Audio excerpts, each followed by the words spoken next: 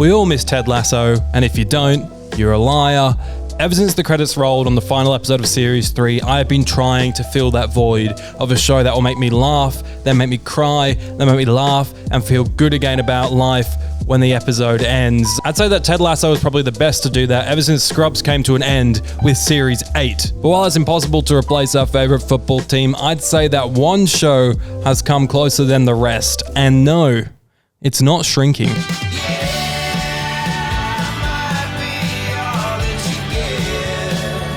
So to figure out how to replace Ted Lasso, we first need to figure out why did we love Ted Lasso so much beyond just funny haha joke and I'm feeling a sad emotion. I mean, it's pretty good at doing that, but there's more to it. Ted Lasso is essentially a retelling of The Wizard of Oz. Just as Dorothy and Toto do, Ted and his hairy companion are thrust out of Kansas by a storm, the storm being the breakdown of Ted's marriage. Becoming the manager of Richmond FC with no English football experience, Dorothy didn't do this part, by the way. This is Ted. Ted encounters an ensemble of characters, some perhaps in search of a heart, some in search of courage. Maybe he even encounters the Wicked Witch of the West.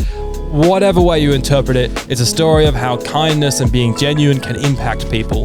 But it's also a story of fathers and sons, of mothers and daughters finding love and saying goodbye to love. Truth is, there's something for everyone in Ted Lasso.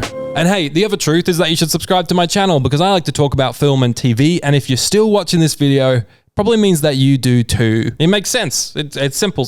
A couple of things I love about Ted Lasso. I love the characters. They're beautiful. They're sweet. I love the location. Beautiful. Sweet. I love the soundtrack. It's beautiful. Sweet. I love that I laugh and I love that I cry all the time in this show. The first season of Ted Lasso is undoubtedly the best. Though I do find the criticism of Series 3 very overdramatic, I agree that it stepped away from some of the basics that made its original run so good.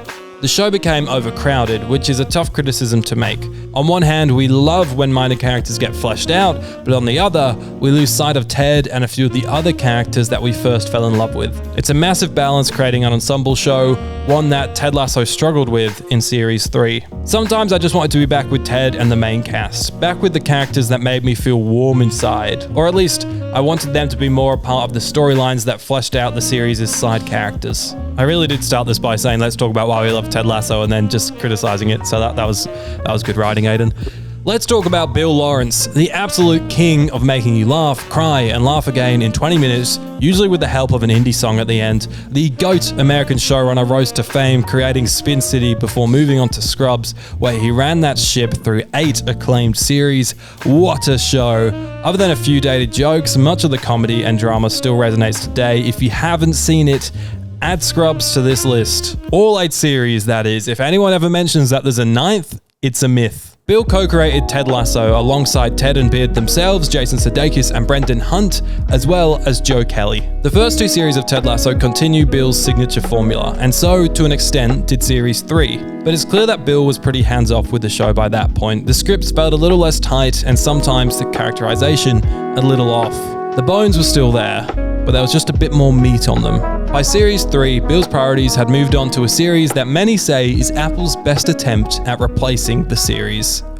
Shrinking. Help me carry this weight that's dragging me down. Shrinking, it's pretty good. It's pretty good. Shrinking follows Jason Segel as Jimmy, a therapist who is grieving the loss of his late wife. It's another ensemble show filled with relatable characters of all ages and is a reminder that it takes a village, no matter how big or small, to navigate your way through life. In the words of Scrubs, I can't do this all on my own. The series was created by Bill Lawrence, Mr. Roy Kent himself, Brett Goldstein, and star of the show, Jason Segel. Shrinking is another lovely show, and it's crazy to say this, but it's so weird to see Harrison Ford in a show like this, where he probably is giving off some of the best performances of his entire career. It's a very different side to Harrison Ford that I've never really seen before, and I love it for that. It's a good answer for the Ted Lasso void. Once again, Bill's touch is present in here. It makes you laugh and cry and wraps things up with a lovely song at the end. The episodes are usually pretty tight, significantly shorter than Ted's later adventures, and they never really step a foot wrong. Both seasons have been incredibly consistent. The inclusion of Brett Goldstein's character in Series 2 absolutely broke my heart. I've never gone from just enjoying a premiere and just being like, haha, this is funny, to just being an emotional wreck crying within literally about 3 seconds. His character walks walks on screen, says a line, and emotions are everywhere. It is a fantastic scene. But Shrinking, while being very lovely in its own right, struggled to fill that Kansas-shaped void in my heart.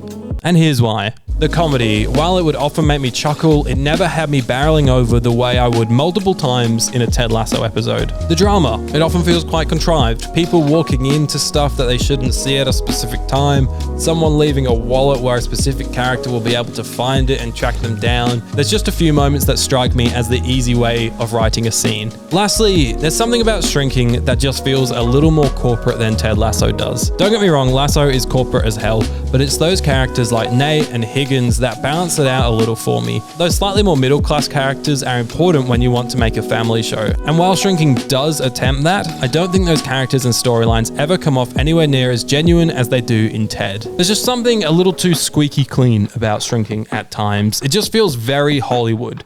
And yes, I know it's set in California. So to really replace that Ted Lasso void, maybe we need to look back at our roots to an old town called London, specifically Camden. Trying to me feels like the little show that could. This series is a little more small scale than Ted Lasso, but it's got a heart that beats arguably even bigger.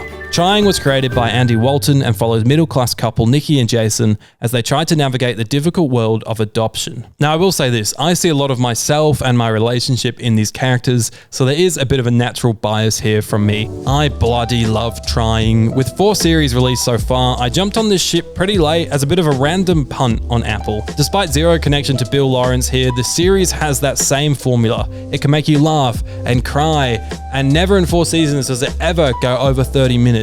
Every script is tight. While this may not have the complete universal appeal that Ted Lasso has, being a big ensemble show, Trying still has a variety of relatable characters in different age groups from different walks of life. The show overall feels a lot more working class than Shrinking or Ted, which I think makes it feel a bit more universally relatable to audience. Throughout its 4 seasons, Trying has never stepped far away from its heart, with every episode coming back to Nikki and Jason. Where Ted Lasso began to feel overcrowded, Trying always remained close to the characters that we care about. It results in you rooting for them at every possible turn. Have you been playing around with the thermostat? You got me. Sometimes I get friends over. We just can't tear ourselves away from the thermostat.